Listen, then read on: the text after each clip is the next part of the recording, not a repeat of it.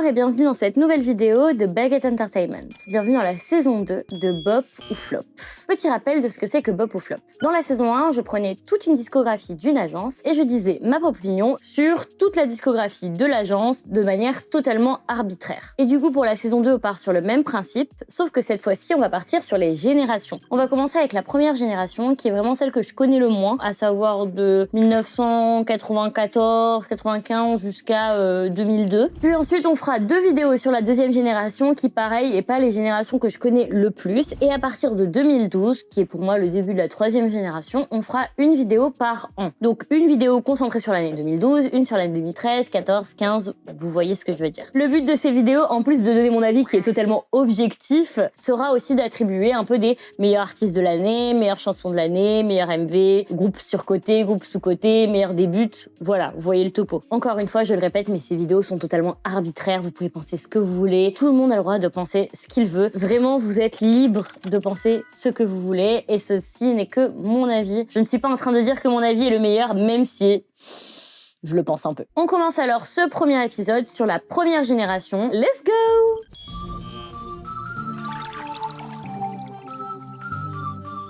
J'ai commencé à stanner la K-pop en 2008-2009, environ à l'âge de 10 ans, avec 21 SHINee. Et c'est vraiment que vers 2012 où j'ai commencé à stan beaucoup plus de groupes et en fait à découvrir ce que c'était que la K-pop. Donc forcément, tout ce qui arrive, même je dirais avant 2012, j'écoutais avec vraiment 10, parfois 20 ans de retard. Typiquement des chansons qui sont sorties dans les années 90, j'étais pas née, voilà, quand c'est sorti. Donc toute cette vidéo, vu que c'était sorti jusqu'à 2002, c'est vraiment que des sorties où je n'ai pas la vision de l'époque. Donc forcément, j'aurai un avis qui est pas du tout cohérent avec la hype de l'époque et les avis de l'époque tout simplement. Pour ne pas être original, on va faire un peu par agence parce que je trouve que c'est toujours plus simple d'avoir une vision par agence, mais je vais faire aussi beaucoup de parallèles avec les groupes qui se faisaient un peu concurrence à l'époque pour moi. Mais commençons avec les fondateurs des agences en fait. Et ça je trouve ça assez fou quand même. Parlons de JYP. La seule musique que je connais et c'est assez fou de voir qu'il a pas vieilli du tout, c'est Don't Leave Me qui est sorti en 1994. C'est un vampire, il n'a pas vieilli. Qui est vraiment pas une musique ouf, on est sur du basico-basique. Mais quand même pour l'époque, faut soulever que c'est pas trop de la merde en vrai. De savoir que toutes ces personnes, on va parler de YG juste après, c'était des idoles en fait. Et ils ont monté leur agence, mais c'était des idoles. Et ça, je trouve ça assez fun en vrai. Du coup, dans la même idée, on a YG qui était dans Sotaeji and Boys, qui est pour moi, après c'est que mon avis encore une fois, le premier groupe de K-pop. Parce que c'était les premiers à sortir quelque chose de différent de ce qui se faisait de l'époque, du trot et des styles de l'époque, et qui ont sorti un peu cette vibe hip-hop américaine, voilà, qui changeait vraiment de ce qui se faisait. Où du coup, il y a notre cher YG dedans, qui du coup a formé YG Entertainment par la suite. Dans les anciennes musiques, la seule que je connais, c'est Come Back Home, que du coup j'avais déjà écouté parce que c'était un peu la plus connue de leur groupe. Et après, BTS avait fait un remix de la musique qui est vachement plus mis au jour. De toute façon, on va beaucoup parler des versions mises à jour parce qu'il y en a énormément dans la première gêne de musique qui sont revenus, surtout avec SM, qui a été reprise et mis au goût du jour et qui est vraiment un banger. Et en fait, on voit exactement de quoi la K-pop s'inspirait au début de sa création. Et de toute façon, on le dit toujours, la K-pop, c'est juste la petite sœur de l'American pop. Donc en fait, c'est toujours un peu les mêmes trends avec 2-3 ans de retard, quoi. Mais retournons sur JYP. Cette vidéo n'a aucun sens. Dans JYP Entertainment, on a eu un boy group qui est né et c'est J.O.D. qui sera en compétition avec 3-4 autres groupes, du coup des premiers boy groups qui sortaient dans les agences. Les seuls rêves que j'ai, c'est Dear Mom et Lie, qui sont les musiques les plus connues. C'est vraiment des ballades. Et d'ailleurs, ça va être vraiment ce que va prôner J.O.D. pendant toute sa période première gêne. Après, on va les voir revenir en deuxième, troisième gêne avec des concepts hyper fun, hyper colorés, mais qui n'ont rien à voir avec leur image de base. Du coup, c'est vraiment pas mon genre. C'est vraiment pas mon genre de musique. Surtout que, en plus, avec le côté vieillot, ça t'endort un peu. Mais bon, ça reste des ballades, donc c'est difficile de critiquer une ballade. Parlons de ses concurrents. Chez SM, on va avoir du coup H.O.T. C'est The Group. C'est vraiment les big boss, les populaires, les gens qui arrivent direct. C'est EXO qui arrive en troisième gêne. H.O.T. c'est Warriors Descendants, c'est bam bam bam, c'est les gangsters quoi, c'est les gars, on est en mode ils mettent une casquette à l'envers et vous êtes en mode mais purée mais il est malade ce mec. Et du coup c'est vraiment le début des fangirls en mode elles sont vraiment à fond, les meufs avec les ballons. Les gens ne regardaient pas les clips avant, enfin les MV c'était pas le truc le plus populaire. Pour moi ça va vraiment être H.O.T. qui va un peu mettre ça à la mode, mais ce qui va être hyper populaire ça va être tout ce qui va être live, et tout ce que vous voyez avec des lives c'est un truc de malade comme ça, énormément de vues par rapport au MV. Et quand vous regardez les live performances de toutes les chansons, on passe des meufs qui se cachent avec leur caméra et qui font juste ça comme ça, à des meufs totalement debout avec des ballons et qui sont en mode ça. C'est trop une ambiance que on n'associerait pas du tout à la Corée. Toutes les live performances, c'est incroyable. Genre, c'est trop drôle de voir le public, c'est hilarant. Moi, j'avoue, je suis vraiment pas très fan, mais je comprends que dans l'époque, c'était un truc de ouf. La seule que je connais bien, c'est Kenji, mais c'est pas du tout la même vibe. On est vraiment sur une vibe cute. On voyait déjà tous les codes de la K-pop dès la première gêne, à savoir, on est trop des bad boys, on met une casquette à l'envers, on se déguise en collégien de 8 ans et demi et on mange des bonbons. Voilà, c'est pas du tout creepy. Seshkiz, je sais pas comment dire ce nom et je trouve que ce nom est horrible, mais on est exactement sur la même vibe. Des mecs trop beaux, les meufs elles sont à fond. Seshkiz, c'est DSP. DSP qui va être une des plus grosses agences vers le début, qui va avoir des groupes de ouf en vrai. La seule rêve que j'ai de Seshkiz, c'est Couple, que je trouve vraiment pas ouf aussi. C'est la vibe de l'époque, c'est les mecs qui sont trop beaux. Quand vous regardez le clip de Couple, le mec il est trop beau. Et je suis d'accord qu'il est trop beau, mais c'est juste pas ma vibe de chanson. Mais je trouve ça trop fun. Genre, je trouve ça incroyable, j'aurais trop aimé stan la K-pop à cette période et dire que ce mec était trop beau quoi. On a cité du SM, on a cité du JYP, on a cité du DSP, et ben maintenant on parle de YG. Et du coup pour moi YG c'était un peu One Time. Je sais qu'il y a eu d'autres groupes avant mais je ne les connais pas du tout. Pour moi One Time c'est vraiment le premier groupe. En plus il a fait émerger une dinguerie, à savoir Teddy. Teddy qui est producteur maintenant pour Black Label vient de base de One Time. One Time c'est un groupe de ouf parce que déjà les musiques sont vraiment bien. Du coup One Time qui est vraiment cool. Franchement mise au goût du jour, c'est un banger. Les deux autres que je connais de One Time, elles sont sorties en 2003 et je sais que cette vidéo, elle va jusqu'en 2002, mais c'est ma vidéo, je fais ce que je veux. Qu'est-ce que vous allez faire? Ça va être les deux seules musiques qui dépassent du coup cette période, mais en fait, je pense pas que j'en parlerai à partir de la seconde gen de One Time parce que c'est un groupe qui a été globalement pas éphémère, mais de toute façon, c'est une globalité. Tous les groupes de la première gen ont été assez éphémères. C'est des groupes qui ont duré 5 ans, 6 ans, ou du moins qui ont été actifs pendant 2-3 ans. Et d'un coup, bam, disparition. Mais en même temps, c'était le début de la K-pop. Donc, c'était un peu aussi normal. Il y a plein de tests. Et du coup, les groupes duraient pas. Donc, One Time en fait vraiment partie parce que je crois que le groupe n'a duré vraiment que 3 ans. Il y a 2 super chansons qui sont sorties en 2003, à savoir Hot, qui est vraiment, vraiment cool, et Without You. Tu les écouterais pas forcément maintenant, mais elles peuvent vraiment être bien mises au goût du jour. Et si YG faisait des reprises, ça pourrait être vraiment bien. Continuons dans la même lancée, mais cette fois-ci en parlant de girl group. Et on commence avec SES. En 1997, un des premiers girl group aussi, de SM. Pour le coup, SES, c'est vraiment des bangers. Quasiment toutes leurs musiques ont été reprises par des groupes de SM parce que c'est vraiment leur vibe. On va avoir Dreams Come True qui va être repris par aespa, Be Natural qui va être repris par Red Velvet. Mais le banger ultime, mis à part que Dreams Come True et Be Natural sont vraiment très bien, pour moi c'est I'm New Girl. C'est le genre de musique qui définit le mieux la première génération, entre coiffure extravertie, clip qui part dans tous les sens et ce maquillage blanc horrible. Mais pour moi, c'est vraiment cette vibe, la première génération, et les premières musiques de première génération que j'ai écoutées, c'est ce genre de vibe-là, et je trouve que c'est vraiment, vraiment cool. Pour moi, si tu me parles de groupe de première génération, moi, je pense à Finkel. Finkel, qui du coup faisait aussi partie de DSP. Le duo H.O.T, SES et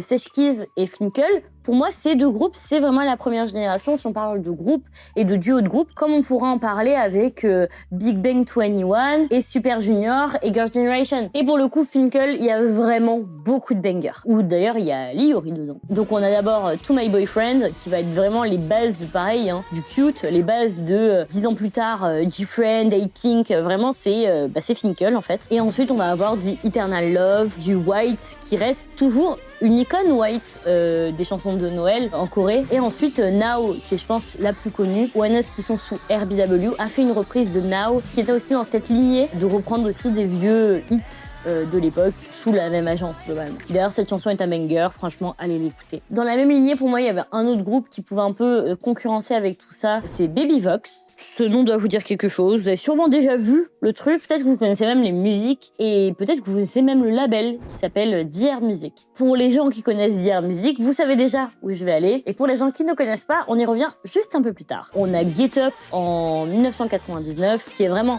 super cool et on a aussi Coincidence, mais à ma connaissance, c'est une des premières musiques à avoir vraiment des paroles en dehors de l'anglais. On a de l'espagnol au début. Pourquoi? Parce que ce groupe se voulait un peu explorer de l'international, peut-être se projeter aux États-Unis, en Amérique latine, voilà, d'avoir une vision un peu globale de la K-pop dès 2002. Mais on était vraiment sur cette vision de vouloir s'exporter, alors qu'on était vraiment, la K-pop n'avait même pas 10 ans. Tout ça, c'était les ambitions de DR Music. Et pour les gens qui connaissent, DR Music, c'est aussi l'agence de Black Swan. Et comment on arrive jusqu'à Black Swan? Est-ce que vous avez déjà entendu parler de Rania?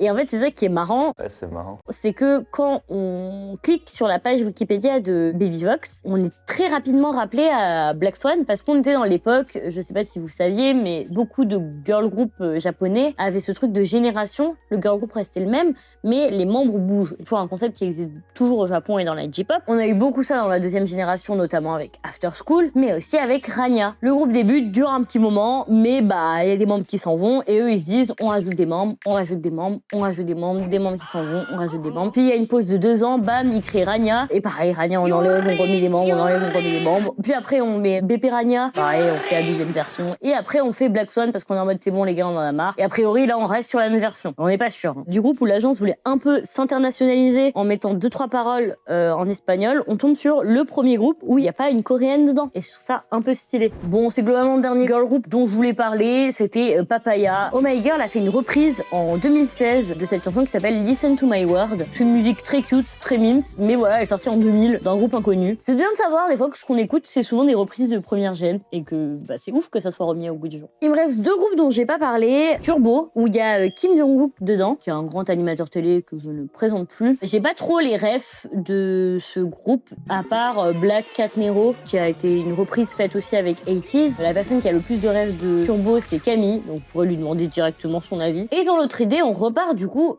sur SM Entertainment, qui clairement enchaînait les bangers. Ça a été pour moi une des meilleures agences fondatrices des premières générations, avec Shinhwa. Quand je parle de bangers de première génération, je pense souvent à Shinhwa. Je sais que le groupe est méga controversé, j'ai pas envie de leur donner du buzz, mais leurs musiques sont bien, c'est un peu problématique. Bon bref, je veux pas lui donner du buzz, mais le gars, il a agressé des meufs dans un bar et il a fait de la fraude. Parlons de chinois en l'oubliant, en espérant qu'il n'y ait pas d'autres membres qui ont fait des dingueries, putain de merde. Un boy group qui est arrivé du coup quelques années après H.O.T. à SM, qui a vraiment bien marché. Je mentionnerai surtout T.O.P, qui est une musique préférée de eux. A-Common, si vous écoutez A-Common, c'est vraiment du EXO. C'est vraiment là, on est sur la même pâte, la même sauce. On est sur des vocalistes qui dansent un peu, mais qui sont surtout un peu, voilà, cool. Et ensuite, Perfect Man, qui est vraiment, pour moi, une des meilleures chansons de toute la première génération. Pour le coup, n'oubliez pas Perfect Man, hein, on est d'accord? C'est horrible de faire ce genre de blague, j'arrête. C'est un groupe qui va être vraiment rentable pendant assez longtemps chez SM. Mais parlons maintenant de soloistes en fait, parce que la première chaîne, c'est aussi quelques soloistes assez marquants. On va commencer par parler du seul homme, de Rain, qui va débuter chez JYP avec Bad Guy. Alors là, vraiment, on est sur l'éloge du mec qui se kiffe. Le mec, il est en mode, ouais, moi, je suis traumatisé par la vie, moi, je suis un bad boy et tout. Là, on n'est plus sur G.O.D, là, je chante et je porte des petites lunettes. Non, là, on est sur, waouh, j'ai des abdos, je suis trop beau. Beaucoup d'ambiances différentes chez JYP. C'est le début de Rain, c'est le début de ce soloiste qui sera vraiment un des soloistes marquants de la K-pop. Mais du côté femme, on est aussi sur 3 femmes hyper marquantes pour moi de cette première génération. Chez JYP, à savoir Park Ji-hoon, Coming of Age, Ceremony. Vous connaissez tous cette chanson. Je sais qu'elle a fait plein d'autres musiques, mais je ne les connais pas malheureusement. Mais cette musique est quand même iconique et c'est vraiment le début du sexy. On est en 2000 et regardez sa robe. On voit sa culotte. On est en Corée. Cette meuf, elle arrive, elle porte des concepts sexy. Alors je dirais pas qu'elle en a pas souffert. Clairement, ce sont tous les gens qui ont porté des nouveaux concepts, qui ont porté des nouvelles idées. Bon, ils en ont bien pris la gueule. Et la première génération, bon, ils en ont quand même ça a bien pris, tu vois. Michael Queen, exactement dans la même vibe, en fait, on va être sur Jung-hwa. Je connais 2 chansons d'elle, à savoir Poison, qui fait vraiment très animé coded. On est vraiment sur de la J-pop, hein, franchement, qui est très très cool. Et Invitation, qui clairement pourrait ressortir au grand jour maintenant. Et marcherait trop ouf, c'est New Jeans coded. Vous donnez cette musique à New Jeans, ça fait un banger de cet été, en fait. C'est ça qui manque à la K-pop. Vous faites revenir New Jeans et vous les faites comeback sur Invitation. Et du coup, la dernière soloiste dont je veux parler, bah, c'est la Queen. C'est la reine de cette génération. Elle est arrivée et tout le monde a dit « Ok, c'est elle. Bonjour. Merci beaucoup. » Et pourtant, je crois qu'elle avait 14 ans. Comme quoi, les gens qui disent « Mais non, on ne fait que débuter des mineurs. » On l'a toujours fait. Et ça a toujours été une catastrophe. Hein. Boa. Du coup, on commence la carrière de Boa avec IDPSB, qui est incroyable, vraiment. Mais je ne comprends pas pourquoi toutes ces chansons, à l'unanimité, ne sont pas reprises, en fait. Ou alors, elle-même fait des reprises, met les au goût du jour, change un peu des basses, mais t'as des bangers. Mais c'est des bangers, des vrais bangers. Ma chanson préférée, Number One, quelle dinguerie. Mais la meuf est incroyable. Elle a 16 ans, elle débarque de nulle part, elle gagne des dessins, elle est en solo, mais what the fuck, genre incroyable. Du coup, pour moi, c'est vraiment le début de cette première gène, mais encore une fois, pas du tout. On est en 2002, on est sur le point de transitionner avec la deuxième gène, on n'est plus du tout dans cette première ère. Ça fait quasiment 10 ans qu'on a commencé la première gène. Boa, elle vient comme un souffle qui va transitionner entre les deux. Ça va être une des artistes les plus durables de cette première génération, qui va du coup vraiment établir tous les codes de la deuxième par la suite. C'est une artiste qui est toujours active et je trouve ça ouf parce qu'elle a quand même maintenant 40 ans. On la voit vraiment dans toutes les générations et c'est ça que je trouve très fort et très marquant comme symbole avec Boa. Et maintenant, pour faire le plus fun, en fait. Le plus fun, c'est de dire qu'est-ce qui est nul et qu'est-ce qui est bien. On va faire un peu, voilà, ce truc de chanson de l'année, award, tout ça, qui sera beaucoup plus cohérent une fois qu'on partira sur une année en particulier. Pour moi, du coup, dans les chansons de l'année, chansons de cette génération, on est sur I'm Your Girl, Number One ou Perfect Man. Pour moi, c'est vraiment les meilleures chansons et d'ailleurs, c'est les musiques les plus au goût du jour, quoi. Pour moi, l'artiste de l'année, on reste sur One Time. C'est un groupe avec des prods vraiment ouf, avec un concept vraiment ouf. D'ailleurs, je me souviens que BTS, au début de leur carrière, avait vraiment ce désir d'atteindre le rang de One Time. C'était vraiment leur rôle modèle en dehors de Big Bang et de tous les trucs un peu, plus commerciaux. Et One Time, c'était pas des grands danseurs. C'est pour ça que BTS, au début, quand ils ont commencé à danser, ils s'en mode mais what the fuck, moi je vais pas danser en fait. Et c'était pas des super bons danseurs parce que One Time, c'était pas du tout des danseurs. Les gars, ils faisaient des sauts sur les côtés. Enfin, faut voir Big Bang aussi, hein. C'était pas des très grands danseurs. Mais c'était des compositeurs, des vrais artistes qui écrivaient leur musique et qui avaient vraiment beaucoup de profondeur. Et du coup, pour moi, One Time, c'est vraiment ce qui a créé après plein de groupes du type BTS, Seventeen, Stray Kids, des groupes qui veulent composer et qui se laissent libres dans cette idée. Donc merci Teddy, j'espère qu'il a pas de controverse. La chanson ou le groupe le plus sous-coté, pour moi, c'est tout ce qui va être autour de Finkel. C'est un truc de ouf comme ce groupe a autant marqué la première gène que SIS et on en parle très peu. C'est pas un groupe qu'on va rementionner et tout ça, contrairement à son homologue masculin, Sesh Keys, où on va en parler dans toutes les sauces et dans toutes les couleurs. On oublie souvent Finkel alors que je trouve qu'elles ont autant marqué que les autres en fait. Par contre, du côté surcoté, du coup, pour moi, H.O.T et Sesh Keys en fait. Je comprends que c'était le début des fangirls, des meufs qui étaient à fond sur des mecs trop beaux, mais je trouve qu'on en fait vraiment tout un gâteau pour des chansons qui sont pas si ouf. Et pour moi, la pire chanson, c'est vraiment Couple de Sesh Keys. Je comprends pas. C'était dans son temps. C'était ce que les gens aimaient. Je comprends pas. Et voilà, puis c'est ma vidéo, donc je vais redire ce que je veux. Ok. Merci beaucoup d'avoir regardé cette vidéo. Du coup, pour la prochaine, on sera sur la deuxième génération avec une première partie qui sera sûrement entre 2003 et 2007. J'ai hâte de voir vos commentaires, de voir si vous êtes d'accord ou pas du tout d'accord. Si vous êtes né bien après la première génération, n'hésitez pas à vous manifester dans les commentaires. Moi qui suis née en 99, je suis déjà née en plein milieu de cette génération, mais je pense que beaucoup d'entre vous ne sont même pas nés quand la génération a fini. Dites-moi vos chansons préférées et pour vous les pires chansons de cette génération. Si vous dites que Sesh Keys c'est un truc de ouf et que c'est trop bien et que vous avez des bangers, n'hésitez pas. Peut-être que je changerai d'avis. Il y a très peu de chance. Mais tentez votre chance. On se retrouve la semaine prochaine pour de nouvelles vidéos. Transition le chat. Je récupère le chat qui fait dodo. Oulouloulouloulou, le petit chat qui fait dodo. Et je lui fais une transition. Le petit chat qui fait dodo. Au revoir.